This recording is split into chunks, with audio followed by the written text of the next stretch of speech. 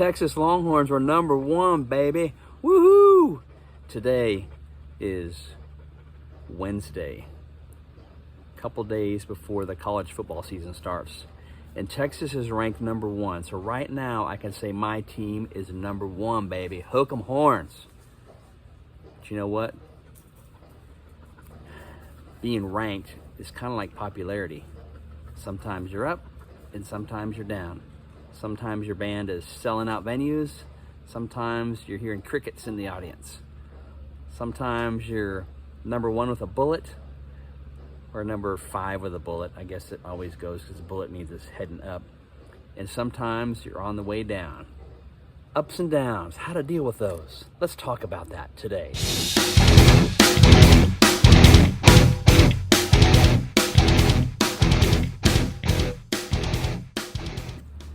When it comes to rankings and hype, the Bible has a lot to say about that. Well, some very specific verses. It says, "Let another man's lips praise you, not your own."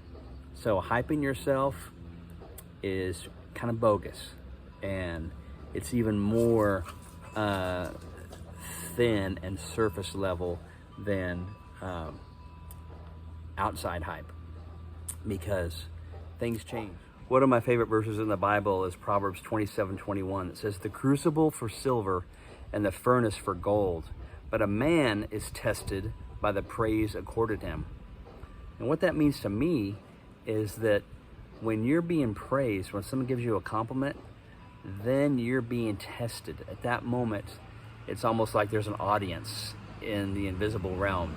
It's almost like you have a dog over your shoulder, looking over your really cool cat print t-shirt, playing a monster Eddie Van Halen type guitar. But it's almost like you're being tested. Like somebody gives you a compliment, zing, the microscope comes on, the spotlight hits you, and you're being tested. And testing is good because it produces preparedness. Like when you take a test, you're testing, or you're checking to see how prepared you are, how much of the knowledge that you've assimilated, and what you can do. When you're tested as far as like an electrician or a plumber, you're taking a test to make sure you're qualified. And so testing is like another degree of practice. You practice before you take a test. You study and practice before you take a test. You do practice problems in math, and when you take the test, you're actually being graded for that. So a test is kind of a final stage of practice, but a test is prepares you for the future. That's why I use the word practice, because when you're tested, then when you encounter this in the future, when you encounter an attack on your character, or when you encounter another opportunity for your humility, because you've been tested, you might perform better the next time. And so, be in the moment, appreciate the moment. I appreciate that right now, the Texas Longhorns are the talk of college football prognosticators. There were years when the Texas Longhorns were not being talked about. There were other teams that were at the top. And so even if we don't win the national championship this year, God forbid,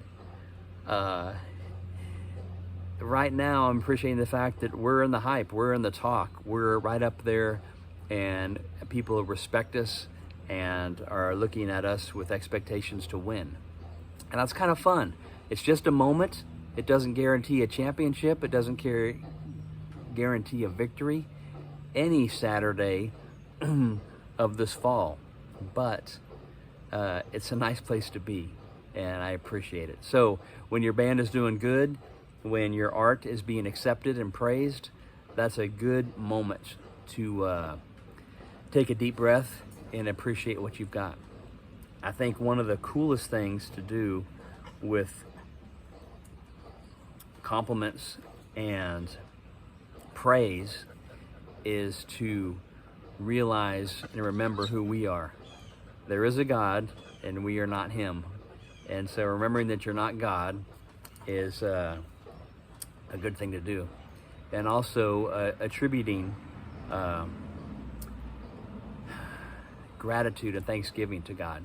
He gives us the air to breathe, the perfect rotation of a planet at the perfect axis degree, the perfect amount of chemicals in our surrounding universe that allows us to live and breathe on this planet. The fact that we have good health, the fact that we have muscles and oxygen and blood, all these things are something to be grateful for. So when we accomplish something, it's a good thing to remember who gave us the ability to do these things, and who to thank for the opportunity. One thing I like to do when somebody compliments me on something is I'll say, thanks for the encouragement.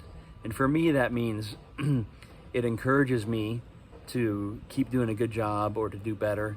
And it encourages me knowing that God gave me the opportunity, so I'm grateful.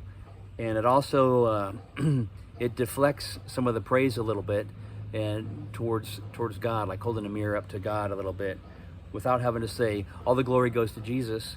We can say that. We can be like Kurt Warner on the big stage. Or in the case of Colt McCoy, when his team lost the national championship and he was injured in the first series of the game, he was praising God on national TV at the big moments. Instead of being a successful quarterback at the height of his success, he was in the middle of defeat and the sorrow and the dashed dreams and all that entails, and he was praising God. He was in the moment, remembering who he was and who God was. So that's my encouragement, to enjoy the moment you're in, appreciate the moments we have, and praise God. And remember that when you're being praised, you're being tested. And all this stuff, success, failure, is all temporary. If you're in the middle of a failure right now, success could be right around the corner, and vice versa. If you're at the top of your game, failure could be right around the corner. So just be grateful. Don't let fear guide you, but just remember who you are and who God is. And I think that's a key element. It's not everything, but just a little nugget to chew on today. Chomp, chomp, chomp.